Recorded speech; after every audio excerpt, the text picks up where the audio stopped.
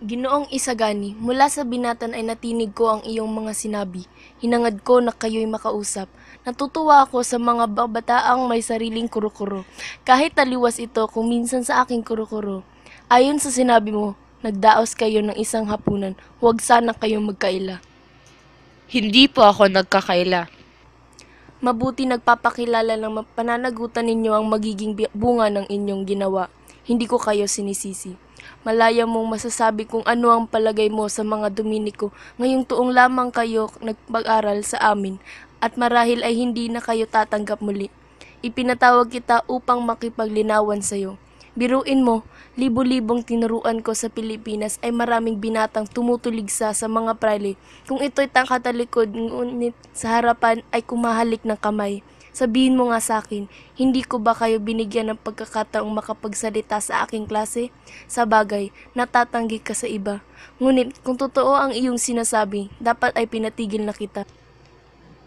Nagpapasalamat ako sa inyo. Hindi ako makikipagtalo kung natatanggi ako o hindi tinatanggap ko ang inyong palagay. Sana'y gayon din kayo sa akin. Hinihiling ko sa aking guro ibahin ang paksa ng usapan. Huwag ninyong ipalagay na ako ay inyong guro.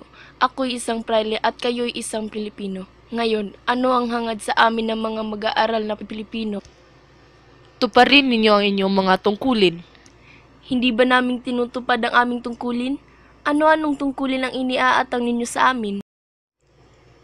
Tungkulin ninyong pagbutihin ang mga batang binhi, akayin ang mga ito sa landas ng kaligayahan, at lumikha ng isang bayaning marangal, malusog, matalino, mabait at matapat. At gayon, ako naman ang magtatanong, tumutupad ba ang mga praile sa kanilang mga tungkulin?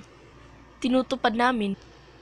Sigurado ka, isahalip na isakatuparan ng mga praileng mamamahala ang dapat nilang gawin sa pagpapaaral sa mga kabataan ay hinahadlang pa nila at isinusupil ang magrubdob na hangarin ng mga ito na matuto. Ang tinuturo ninyo ay luma at lipas na sa karunungan. Iya'y masyadong mabibigat na paratong. Hindi po, ang tinatalakay ko pa rin ay mga suliranin ng mga mag-aaral, ang mga praile.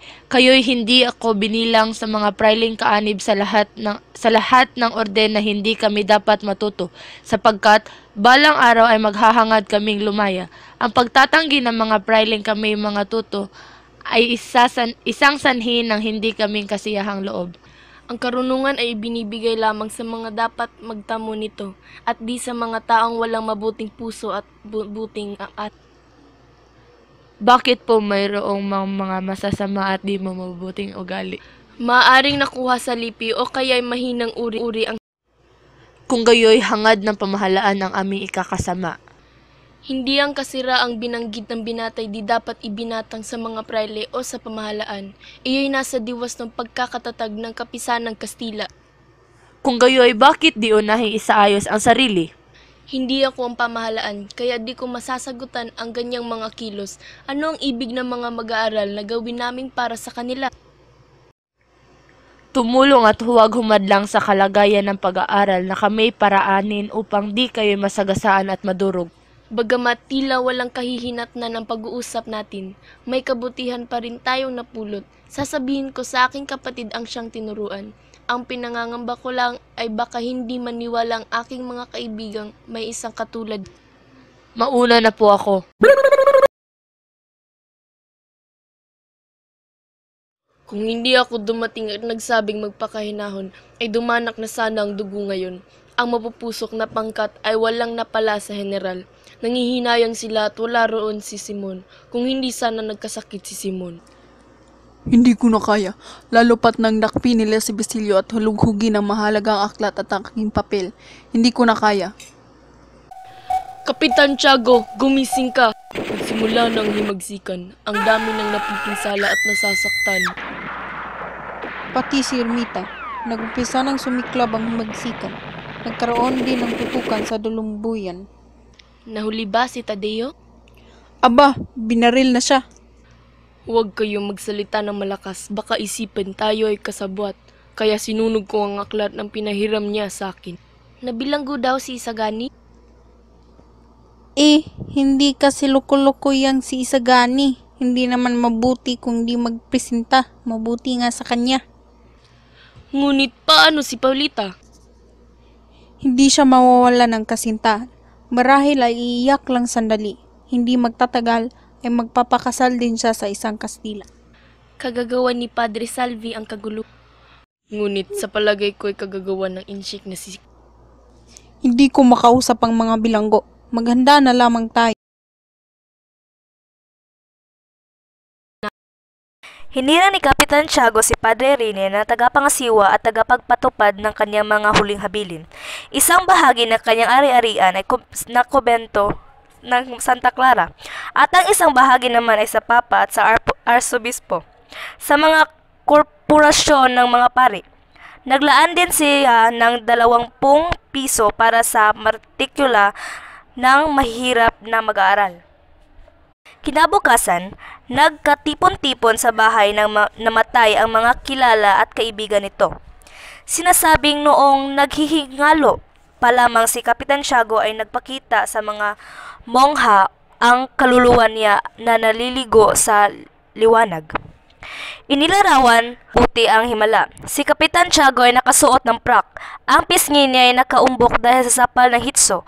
Ang kuwakong paghit-hit ng kapyan at ang manok na sasabungin ay hindi rin nalimutan. Sa ibang pulutong, ang lalong paksa ng usapan ay ukol sa patay. Pinagtatalunan ang damit na isusuot ng bangkay. Nagkaroon ng paulit-ulit na pagtugtog ng plegarya, ang pagtugtog ng kampanang para sa patay na naging sanhi ng pagsakit ng ulo ng mga tao ng mga ilang araw. Sinabi ko na sa kanya, ganyan talagang kasasapitan niya kapag pumasok sa simbahan at nakitang marumi ang bendita, ay hindi na ito magkukuos. Mabuti nga sa kanya, parusa iyan ng Diyos, tila ba nangahawa ng sakit ang agwa bendita. Mabuti na lamang napaalis ako na dito si Huli. Ayoko makaway ako ng mga prale, kaya pinilit ko siyang humanap ng perang ipambabayad sa akin.